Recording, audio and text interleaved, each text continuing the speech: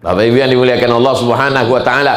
Jadi kalau ada orang Padang Panjang nan tidak berjilbab panjang yang tidak menutup aurat, padahal Al-Azhar Mesir terinspirasi dari sini, maka sesungguhnya kita sudah mundur bukan berpuluh tapi beratus tahun. Ambo pai ceramah ke Bengkulu. Di Bengkulu itu ada pesantren gadang dari mulai TK, SD, SMP, SMA. Ambo calik itu kalau awak calik ada jilbab khusus, cara pakai jilbab panjang, jilbab dililitkan, dan itu ciri khas dari Diniyah Putri Padang Panjang. Jadi yang laki-laki pun dari Padang Panjang, yang padusi pun dari Padang Panjang, maka investasi ini dikembangkan. Tapi sulit kalau tidak ada political will. Political will support keinginan dari politik. Bulan Patang Ambo di Bukit Tinggi, datanglah anggota legislatif, bukan dari Sumatera Barat, dari satu daerah. Tidak boleh disabui namo, menjaga kode etik jurnalistik. Saya ini anggota dewan Pak Ustadz, provinsi, sudah setahun jadi anggota dewan. Terus gimana? Menyesal Pak Ustadz. Jadi saya merasa tidak bisa berbuat apa-apa kecil.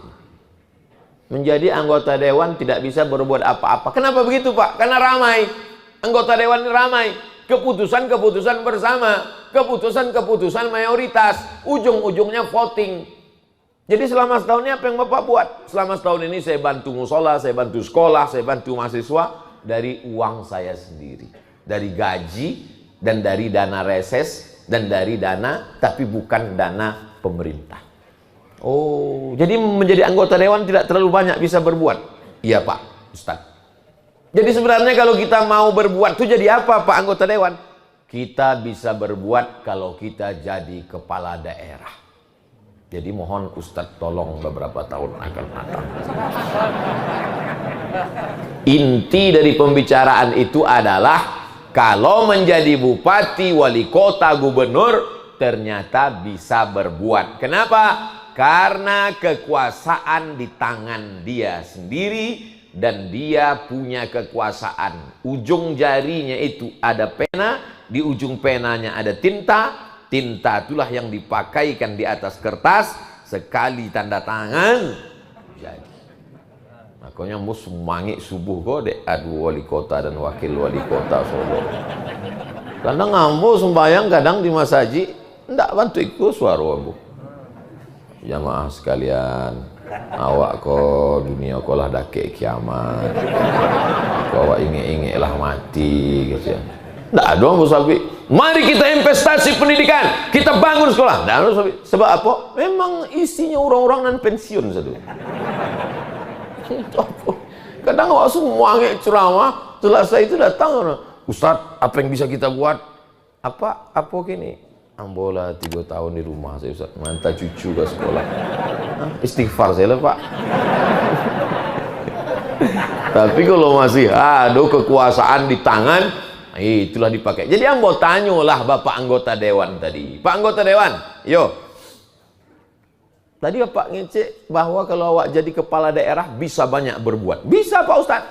Kalau awak buat program anak yatim piatu sekolah gratis bisa. Bisa Pak Ustadz. Kalau awak buat di setiap negari ada TK Quran, SD Quran bisa. Bisa Pak Ustadz. SMP pun bisa. Tapi SMA enggak bisa Pak Ustadz. Maka SMA enggak bisa. SMA urusan gubernur. Berarti kalau SD, SMP tidak ada baca Quran, itu nan masuk neraka bupati sama wali kota. Tapi kalau anak SMA tidak pandai baca Quran, itu gubernur masuk neraka. Rupanya neraka itu pun lah ada tampek-tampeknya masing-masing. Iko neraka untuk bupati, iko neraka untuk gubernur. Aduh. Kalau awak program insentif untuk penggali kubur dan penyelenggara jenazah bisa? Bisa Pak Ustadz. Kalau web program imam-imam itu dibuat fit and proper test kemudian digaji bisa? Bisa Pak Ustadz. Oh, manga bupati-bupati itu tidak ada membuat program itu? 2 Pak Ustadz. Nampak tamu memang nyodak tahu apa nikah dikarajukan. Nyo duduk di situ dek banyak piti saya. Nang kedua memang indak tak buka pintu hatinya baik-baik, Pak Ustaz. Oh, pahamlah. Jadi jangan heran masjid awak gadang, masyarakat iko dek duo imam tadi sejalan antara imam masjid dengan imam awak di Padang Panjang. Mudah-mudahan istiqomahlah kedua imam-imam awak ko insyaallah. Sinfani min ummati, ada dua orang dari umat Muhammad sallallahu alaihi wasallam. Kalau nan dua iko baik, maka negeri itu menjadi baik. Tapi kalau nan dua iko rusak, maka negeri ikut menjadi rusak. Siapa itu? Al ulama wal umara, dan pemimpin. Ada ulamanya baik, ulamanya elok, pemimpinnya sakau. Tidak jadi. Ada pemimpinnya baik, soleh pemimpinnya, tapi tidak ada dicetak ulama, tidak ada kaderisasi, tidak ada tampe pembibitan ulama. Maka ditampe awak pembibitan ulama memang dari dulu orang balaja kasihko, dan lalu kemudian rupanya kama yuwalla alaikum, sebagaimana masyarakatnya begitulah pemimpinnya. Jadi kalau masyarakatnya religi, agamis, santri, rajin ke masjid, insya Allah pemimpinnya pun datang juga ke masjid. Ambo barangkali sembahyang, yang kita hormati bupati atau yang mewakili, camat atau yang mewakili, sadonya wakil. Dan lebih parahnya oleh yang hormati Dewan Perwakilan Rakyat atau yang mewakili. Ini wakil awak, adiaginya wakilnya sekali lagi. Parah itu. Tapi subuh iko indah, nan jauh pun datang, nan daki apulai. Maka awak mesti awak doakan. Seandainya doamu makbul, tapi doanya cuma cie, aku kasih kau doa makbul, tapi doanya cuma cie, maka mintakanlah doa supaya Allah marzuqna imaman adila, dapat pemimpin yang adil dan amanah. Tapi tentu sadonya ndak bisa awak bebankan ke APBD. APBD itu kan kucuran dana dari daerah-daerah ditarik ke pusat, lalu ada pembagian lagi. Kadang tidak semua daerah itu dapat banyak, maka mesti kita bantu dengan menghidupkan, mengembalikan lagi Basnas, Badan Amil Zakat Nasional. Ini mesti bangkit. Dihimbau kepada masyarakat supaya membayar zakat ke Basnas, tidak bisa. Dihimbau supaya sholat ke masjid, tidak bisa. Himbau mengimbau itu tidak ada nan rame. Nan rame cuma cie minang main bau. Nah itu nan rame. Tidak bisa lagi main himbau mengimbau, mesti dengan kekuasaan. Semua pegawai PNS, BUMN, zakat potong atas. Setuju apa tak setuju? Setuju. Abdul Somad Baralamo menjadi tim sosialisasi zakat. Dari tahun 2009 sampailah kini ambo masuk tim sosialisasi zakat. Diangkat pulau ambo menjadi duta zakat. Datanglah orang Basnas waktu ambo di Jakarta.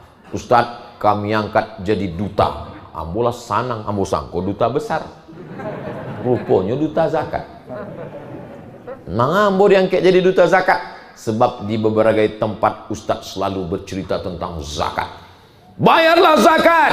Siapa yang tidak membayar zakat, walladzina yaknizuna adh-dhahaba wal fiddah wa la yunfiqunaha fi sabilillah, mereka yang menyimpan uangnya tidak membayarkan zakatnya, fabashshirhum bi'adzabin alim, sampaikan kepada mereka, mereka akan mendapatkan azab yang paling menyakitkan. Yauma yuhma 'alaiha, hartanya itu akan dipanaskan, mendidih, menggelegakkan.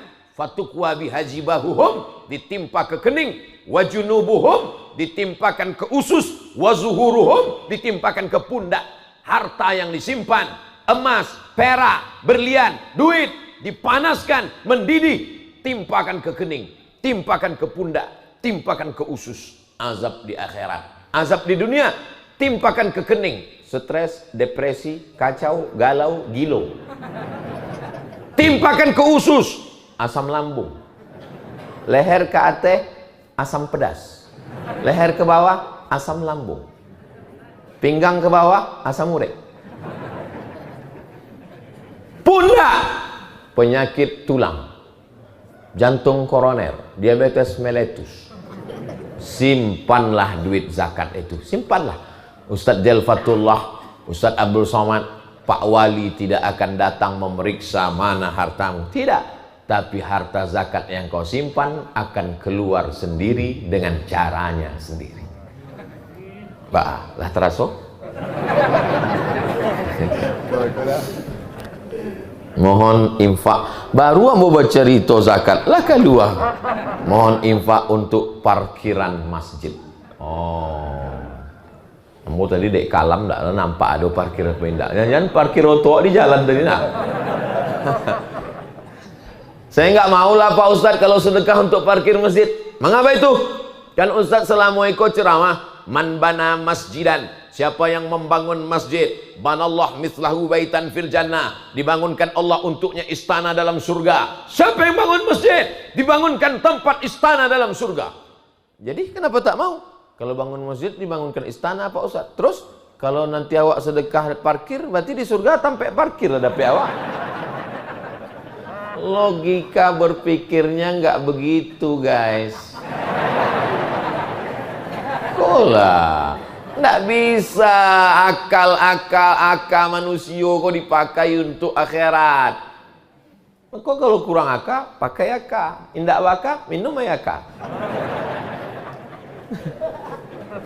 Surga itu dalam hadis qudsi, a'dadtu li'ibadiyas salihin, aku siapkan untuk hamba-hambaku yang saleh, mala a'yunun ra'at, belum pernah ditengok mata, wala udhunun sami'at, belum pernah didengar telinga, wala khatara al qalbi bashar, belum pernah terlintas di hati manusia. Man yassara an mu'sirin, siapa yang memudahkan urusan orang di dunia, dimudahkan Allah urusannya di akhirat. Ndak ada urusan nan paling bare kecuali memikirkan tampe parkir. Allahu Akbar. Ba'ahon dambo tadi. Assalamualaikum warahmatullah. Assalamualaikum warahmatullah. Lumpe. Khawatir anda hilang. Tapi kalau coba ada tampe parkirnya nyaman, khusyuknya sembahyang. Allahu Akbar. Rusak khusyuknya dia tidak ada sampai parkir. Nah, jadi sedekahlah teman-teman. Isi kresek-kresek dengan niat untuk parkir lillahi ta'ala.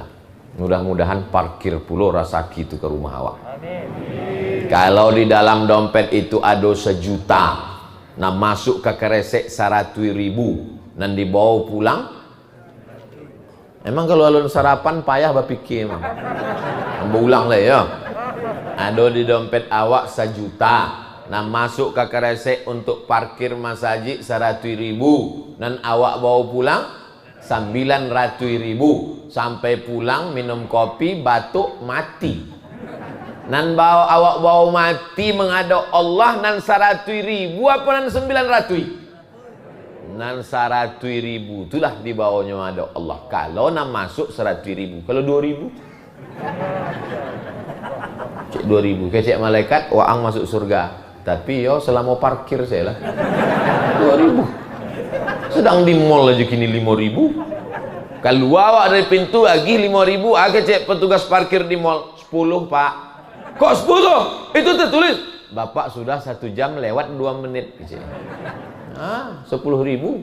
Kalau ambo kanai bantu itu, Bapak sudah 1 jam lewat 2 menit. Pulang ambo tambah setengah jam lain. Masa samo 2 menit jadi 30 menit, 10.000 juga.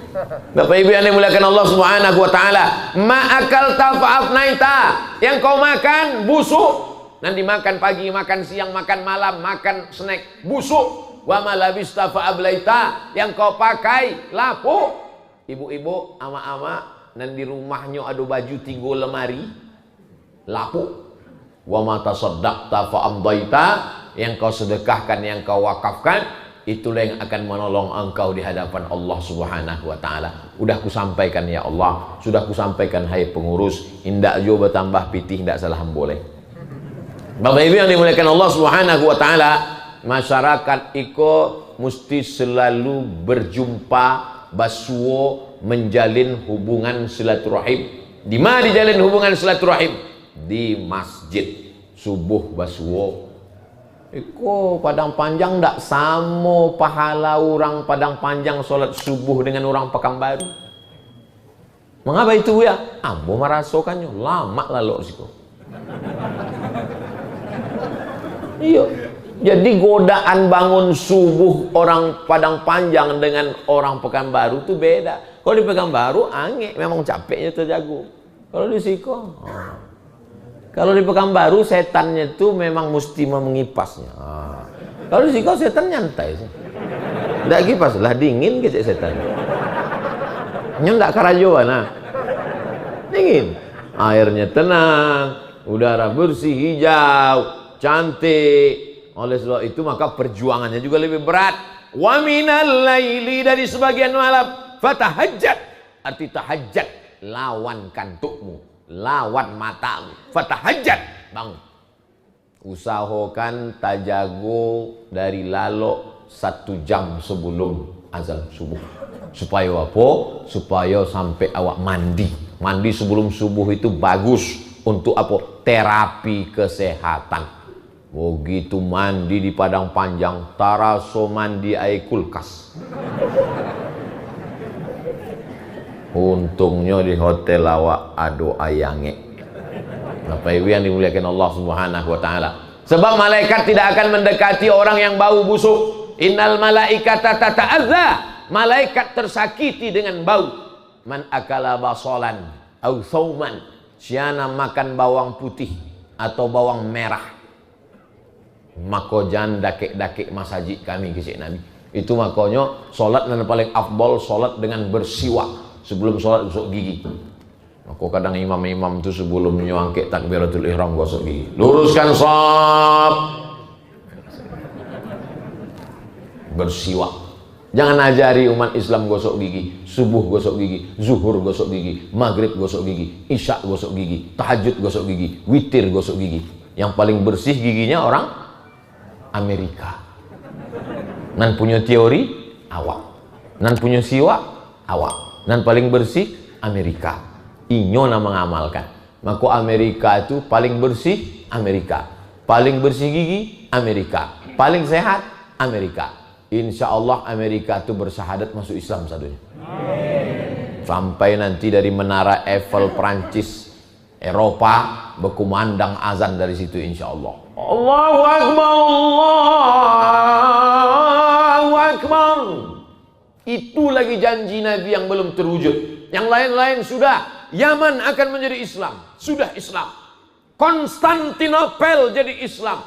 700 tahun sesudah Nabi Muhammad SAW. Berkumandang azan di tempat istana Kaisar Konstantin yang berkuasa.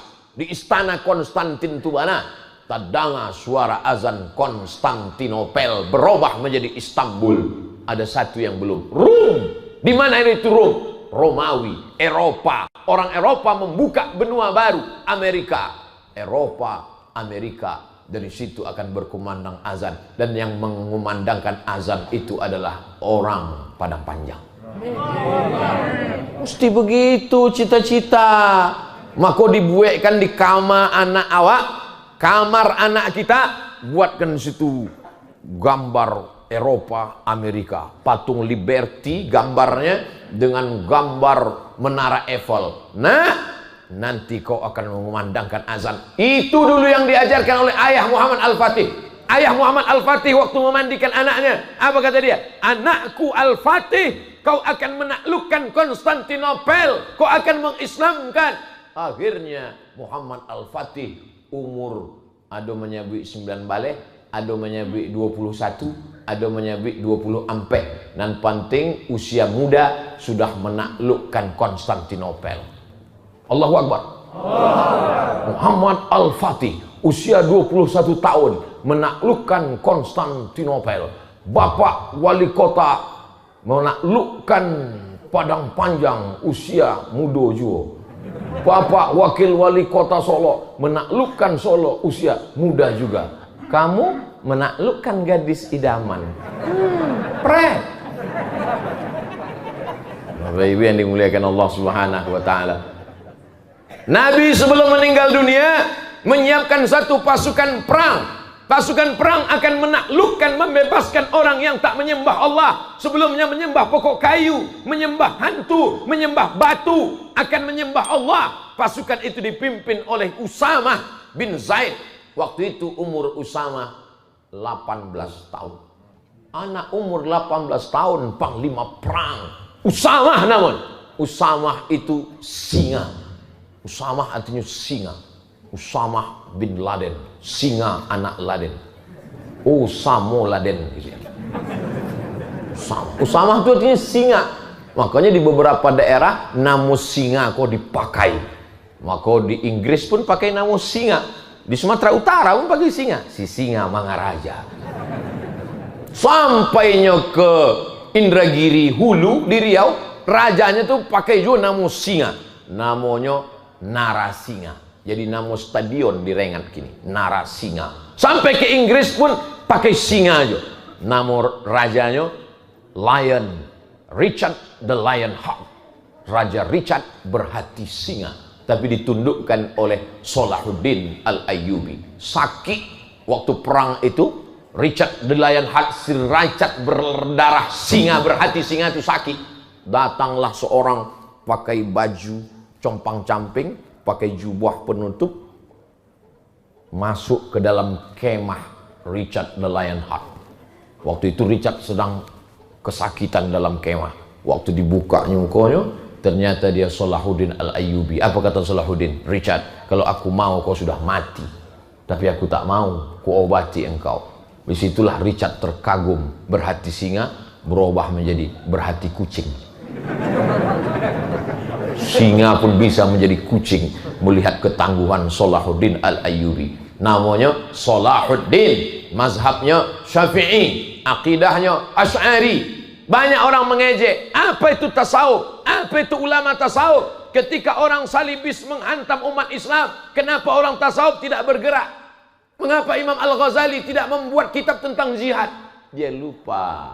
Imam Al-Ghazali menulis kitab Ihya Ulumuddin. Tapi Salahuddin Al-Ayyubi bangkit semangat jihadnya setelah mengkhatamkan kitab Ihya Ulumuddin.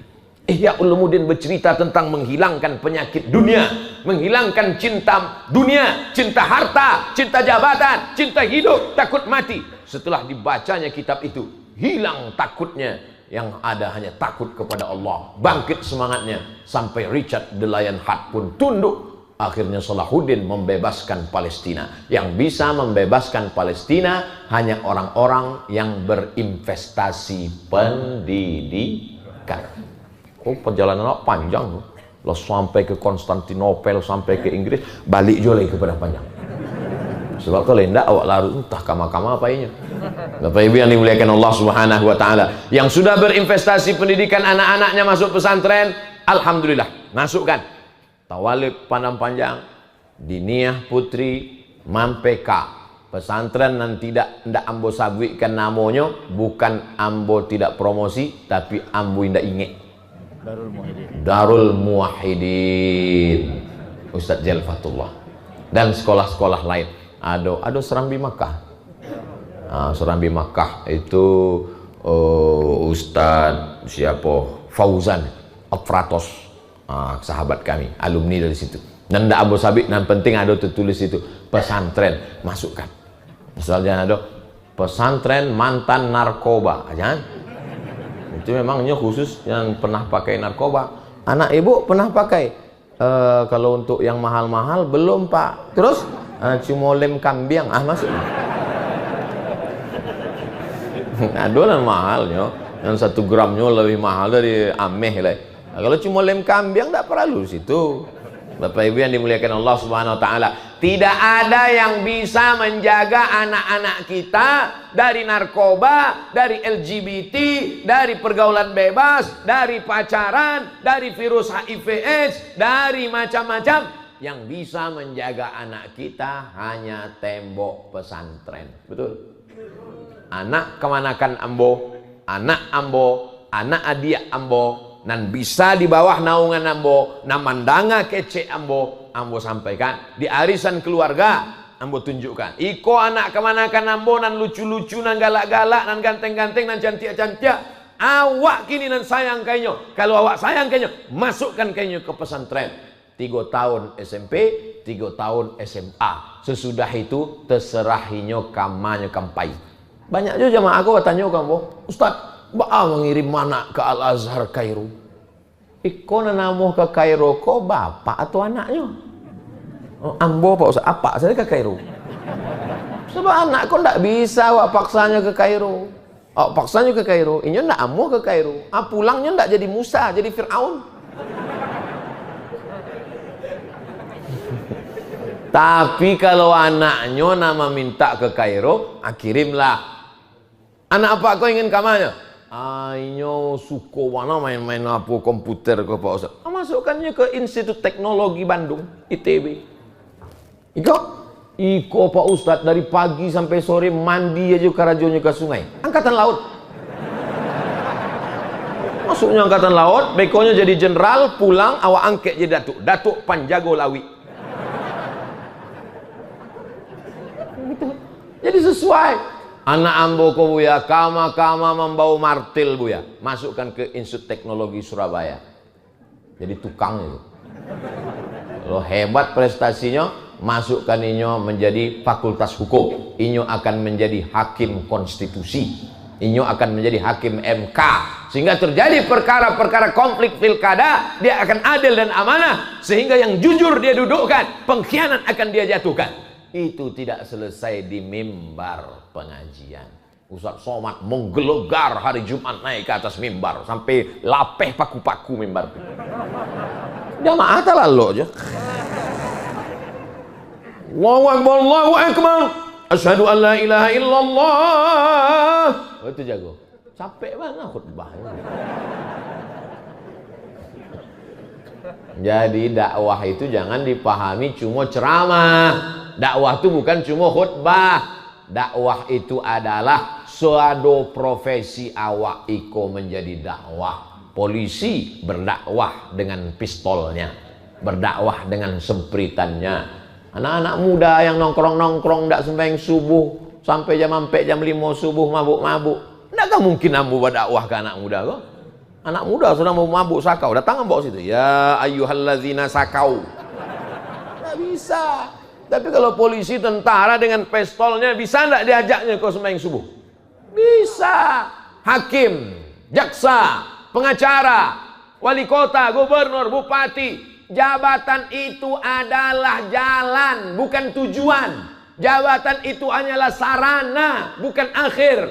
Tujuan daripada jabatan itu adalah bagaimana mengajak umat ini, menjadikan negeri ini baldatun thayyibatun wa rabbun ghafur.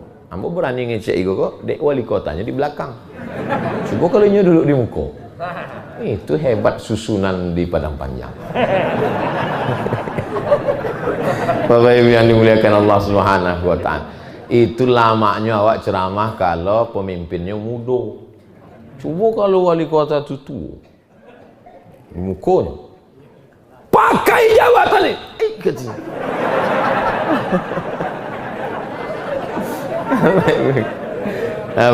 Ini jadi inspirasi untuk anak-anak di Indonesia.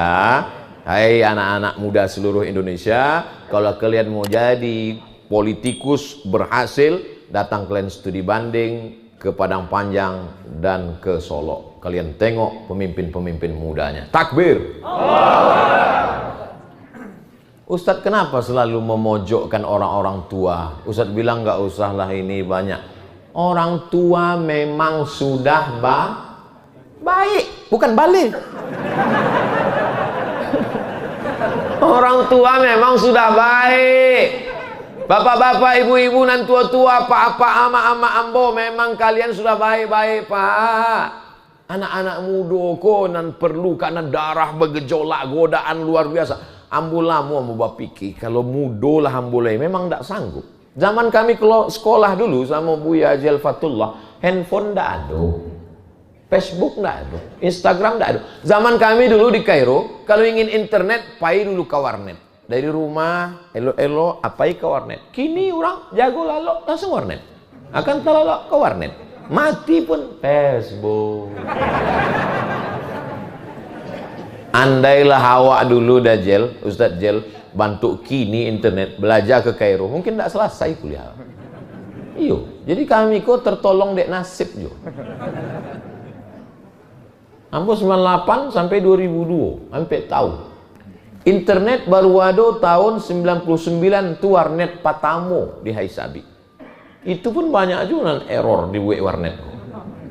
Bayangkan godaan anak muda sekarang. Sanggup awak mengontrol website apa yang dibuka di anak-anak awak ambo? Kawan ambo mengajar di sekolah. Rupanya razia handphone. Tak tangkuklah handphoneku, dipagang dek guru agama. Bawa bapak kamu ke sini. Amaknya nanti bu. Tak berani apa? Tolonglah Pak Ustadz, lepaskan handphone itu. Ibu harus mendidik anak ibu. Kenapa ibu? Itu handphone laki kamu. Bayangkan, bukan kenakalan anak muda lagi. Kau sampai jam berapa? Ambo ngecek di Padang Panjang kau rasa capek lo waktu berlalu. Kecek jamaah Ustaz, nak terus lama. Kami lama banget terus. Lah dingin ketupek gulai paku.